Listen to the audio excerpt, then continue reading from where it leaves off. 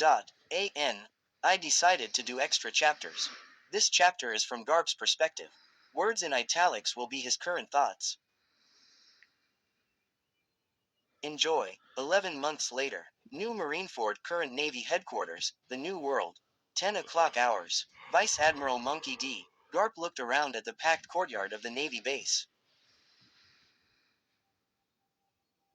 The garrison standing before him stood stiff as statues. Even Garp himself could not keep up his usual jovial manner.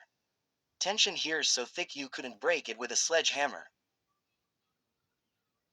Last word from the fleet Admiral Akainu via transponder snail. They would soon be welcoming special visitors with a top-secret cargo. Everything else was anyone's guess.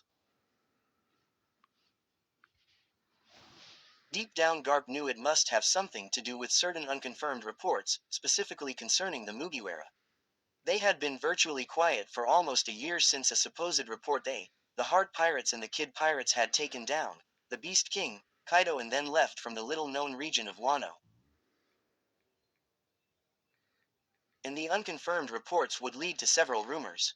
That Mugiwara Luffy had since recruited former Shichibukai, Big Mom subordinate, and captain of the Sun Pirates, first son of the sea, Jinbei to his crew.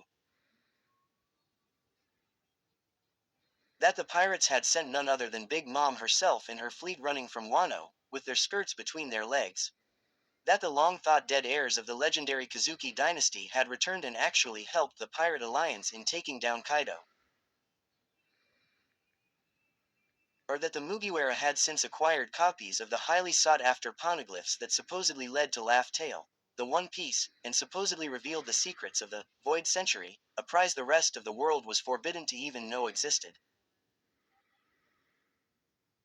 The last any marine vessel had seen of their ship the Thousand Sunny was 5 months ago when they used that blasted coup de burst of theirs to escape an engaging armada across some extremely rocky uncharted waters of the New World.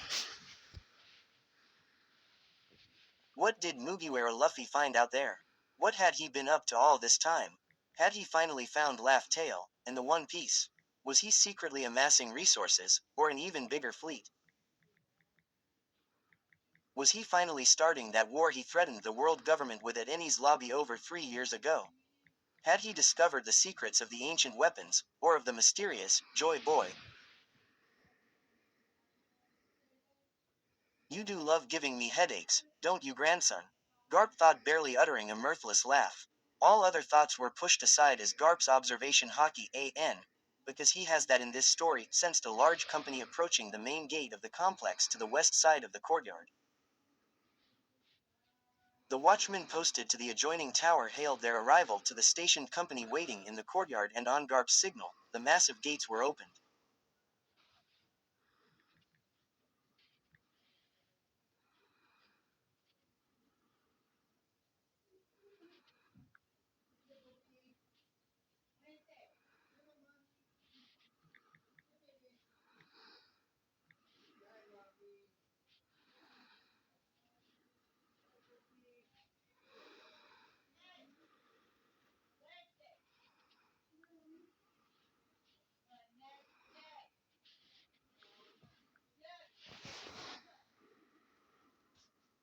Opened. As the Navy vessel approached through the opening, it wasn't long before Garp recognized it as that of the ultra-covert CP0. Top brass, it must be big for these guys to get involved. He thought uneasily. As the ship came into the adjoining dock, Garp sensed something strange about the group, a hockey signature that seemed tiny. And before the group even disembarked from their vessel, Garp and the platoon around him could clearly hear it, the sound of a baby crying. Just what are they up to? He fought to keep panic from overwhelming his rationale.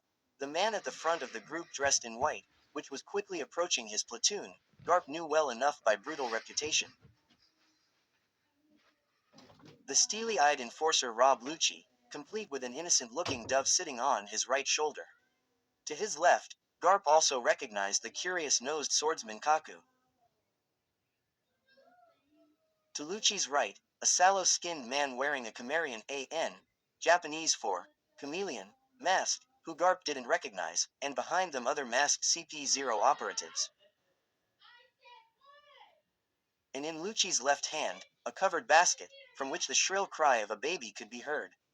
Around Garp, he clearly saw the obvious concern on his platoon's faces. The operatives in contrast kept their steely resolved glares intact as they walked towards the Marines. Then they stopped and Lucci spoke in an emotionless subtle tone, that still carried over the cries, and sent chills down Garp's spine. Gentlemen, you have been selected to assist us in a top-secret operation. After many months of failing to capture the notorious Mugiwara, we have devised a decisive yet simple strategy to not only bring them to us, but to bring the captain to his knees. He paused a moment to pull back the covering of the basket, revealing within a crying red-orange-haired baby girl, about 2 to 3 months old by Garp's guess. I present before you the perfect bait for our trap, the daughter of the elusive Mugiwara himself, Monkey D. Ehime A.N., a name I adapted from background research on a region of Japan known for growing sweet citrus fruits. The name is also based on a Japanese myth and means, lovely princess. Correct me if I got any part of that wrong. Monkey D. Some Marines of the platoon audibly gasped at the sight before them, while the baby continued to cry. Could she be aware of the perilous position she's in? I have a great-granddaughter. Garp thought awestruck, feeling his world begin to crumble around him. Where stories live. Discover now.